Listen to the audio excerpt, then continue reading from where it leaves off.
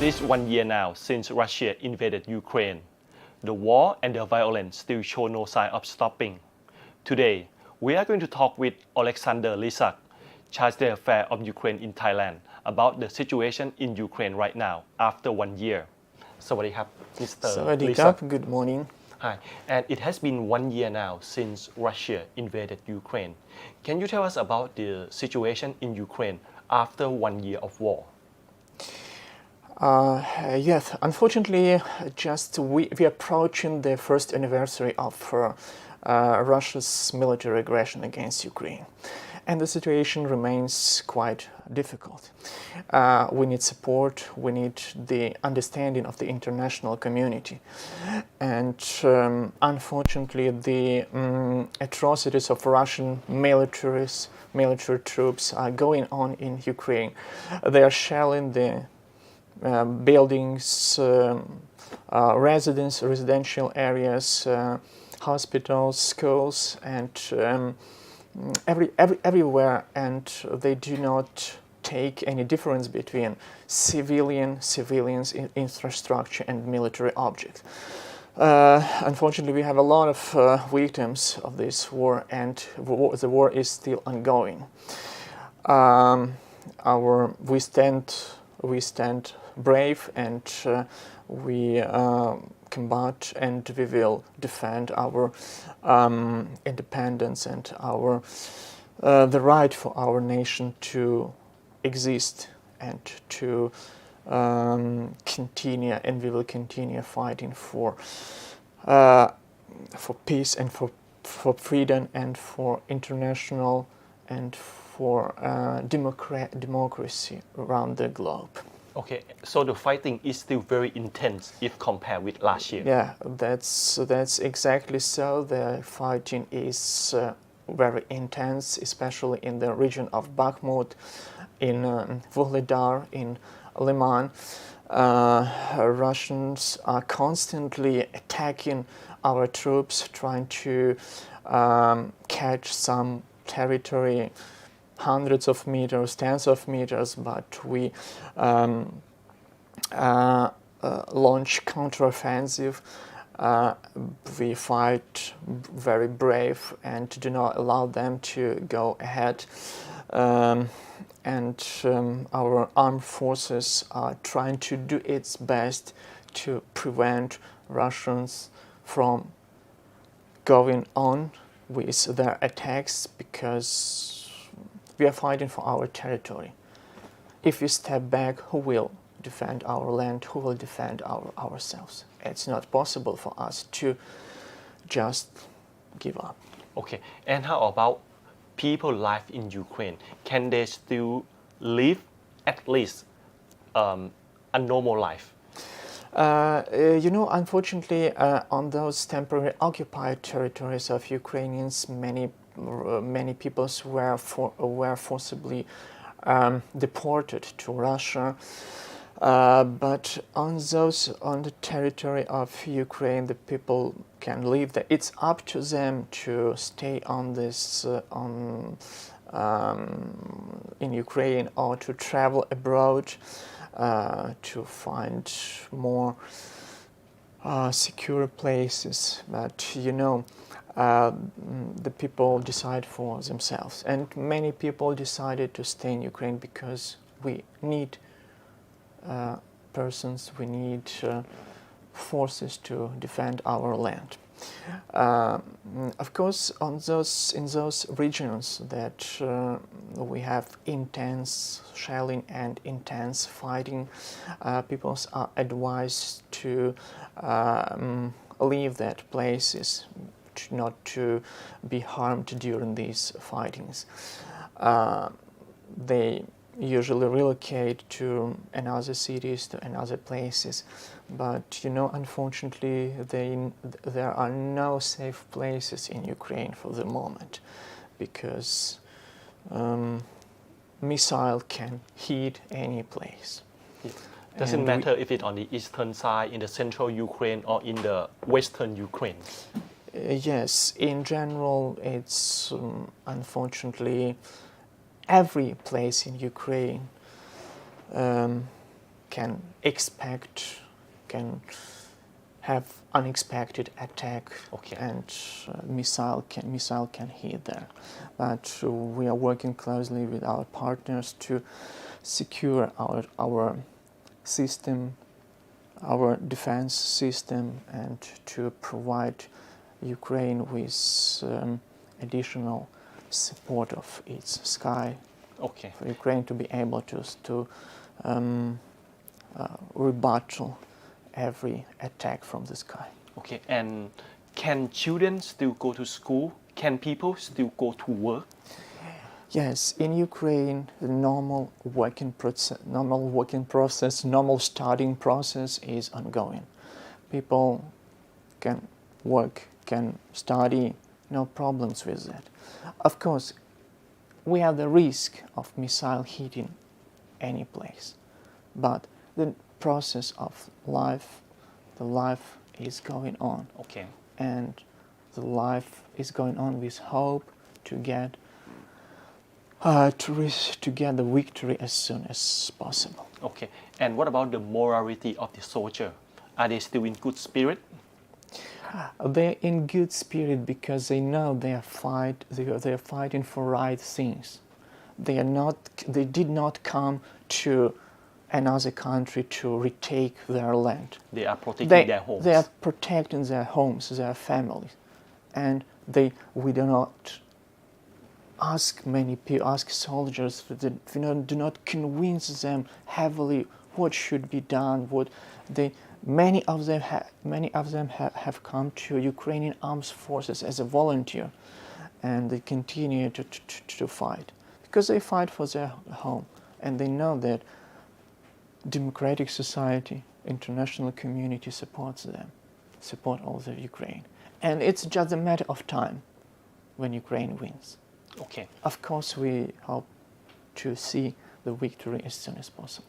Okay. And about the energy crisis that going on in Ukraine right now, because now it's still in winter, how is the situation? We wouldn't call that a crisis. We have the problems with energy infrastructure, because we experience many missile attacks targeting our infrastructure. It's winter season now. We continue to fight, and our energy systems are deteriorated up to some extent, but we continuously working on that to replace the damaged equipment with a new one. We asked international community for help, for energy assistance, for energy equipment supplies to Ukraine, in order to be sure that our energy system runs smoothly. It's in process. It's on process, and we're getting the supplies what we need. But to be honest, we need more supplies, more assistance, in order to be absolutely sure that our energy system is running smoothly. And in this regard, I would mention also the Thailand's assistance, Thailand's help in providing us especially to Red Cross, the assistance of about 5 million Thai baht for energy, for rebuilding, for restoring of our energy infrastructure. And we hope to see this equipment very soon in Ukraine. And we know that Thailand embassy in Warsaw, which is responsible for Ukraine as well, is in coordination with our European Western partners to ensure the supplies of energy equipment to Ukraine was of 5 million Thai baht. Okay. What are the things that Ukrainian people and Ukraine government need the most right now? There is no denying the fact that we need resources to continue rebutting the Russians' attacks. These resources include everything needed for, include ammunition, include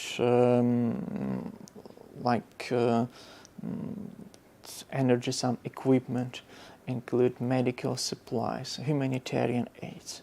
It's very essential for Ukraine these supplies keep going and keep going for the future, for the coming months as well. We ask international community to consider long-term assistance of Ukrainian efforts in rebuttaling Russian troops.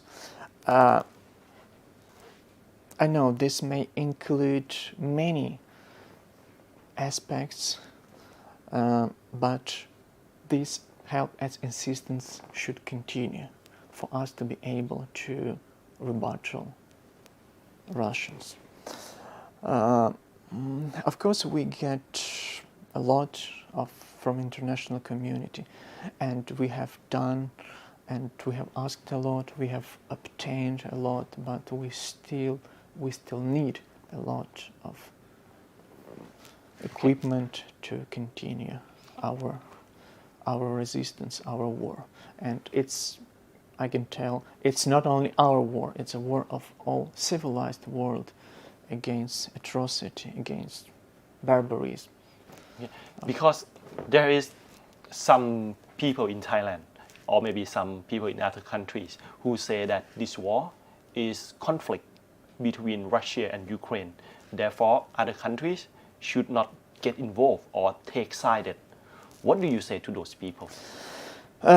It's completely wrong vision. And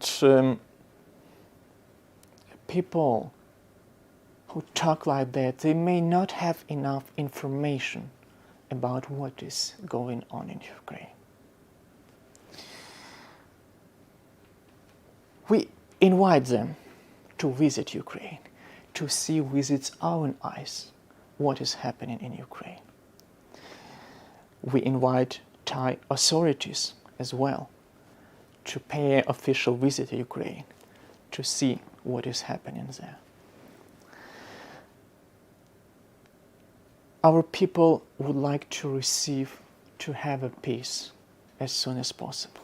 And our president announced the formula of peace, which is supported by most of European countries and democracies. People who talk this is just a crisis, they, in my opinion, do not understand, do not see the situation in general. Because we do not, if you see what is happening in Ukraine, we cannot say that it's just a conflict, it's just a crisis. It's a full-scale war. When people are dying, when young children are dying, when hospitals and schools and kindergartens are targeted, it's a full-scale war.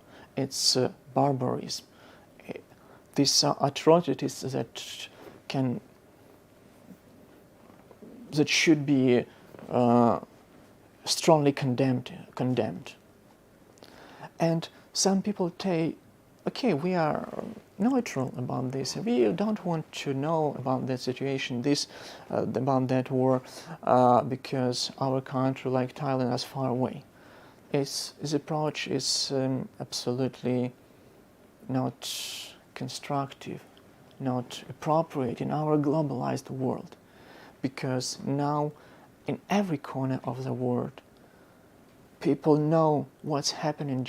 It's a matter of seconds to get the information from one side of the world to another side of the world. It's a matter of hours to travel from one side of the globe to another side of the globe. And every war, every situation, every difficult situation in any country directly impacts the situation in another country. I mean, like prices, I mean food security, I mean energy security. In every aspect, it has direct impact on the other country. It may be felt strongly right now or after 1 day, 2 days, after 1 month, but the consequences will be discovered by people of all the world. So, and if some people say, okay, we are neutral, we don't have to know about that war, but it's not in their own interest, because this situation, this war, will impact their lives as well. They want that, or they may not want that. Some governments say we are neutral, but what does it mean to be neutral? Neutral to what exactly? To killing innocent people, to providing, to making, to doing some barbarism and atrocities. Democratic and civilized world cannot be neutral towards the barbarism. We have passed that area, and we have left that area, that times behind us already. We are civilized democratic persons looking to live in a harmonized world. We cannot just disregard and don't pay attention to barbarism that is happening somewhere else. Okay. And as a Thai person, And if some people say like that, it's a kind of hypocrisy. So we are in a globalized world. We cannot be separated from each other and don't have the information about any connections to other side of the world. maybe every Thai should think that if some country invaded us and killing people and we need help, and other countries say that, oh, we are neutral, we don't take side, how would that make us feel? Yeah, exactly. How would they make us feel? It's absolutely inappropriate. And the war is going on for 1 year now. Which point do you think the war is at now? Do you think the war is at the point where it's about to end, or where it's about to getting more violent? There are a lot of estimates. I wouldn't tell another estimates. I just say that we do our best to finish war, to stop war as soon as possible. As soon as we'll be able to combat these invaders, the war will stop very soon. As soon as we get enough resources to do that, the war will stop very soon. But you know, the war is ongoing, and many prognosis, many analytics, I would say it will stop in 1 day, 1 week, 1 month. But we eager to get victory at the earliest convenience. And we not just waiting for that victory. We propose and we propose the distinct ways how to reach this victory. We have a plan. We have a peace formula of President Zelensky that is absolutely well thought and absolutely constructive in terms of finishing of war. And that is supported by our partners. and I would say almost all the democratic international community. So we have the roadmap to stop the war, and we do our best to do that.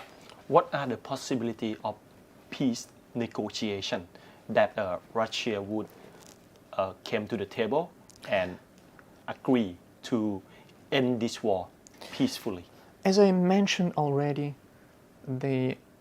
our president has a clear remedy for peace. It's his formula, peace formula of President Zelensky. Let's keep to this formula, and the war will stop. And we hope that the war in Ukraine will end it as soon as possible for the safety. We and pray for that. For the peace of Ukraine and also for the world. Thank you very much, Mr. Lisak.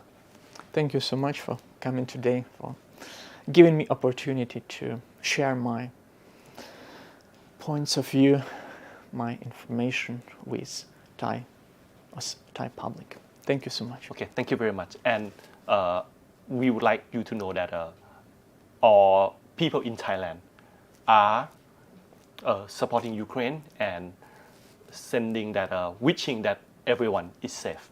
Thank you. Great. Thank you so much. Great.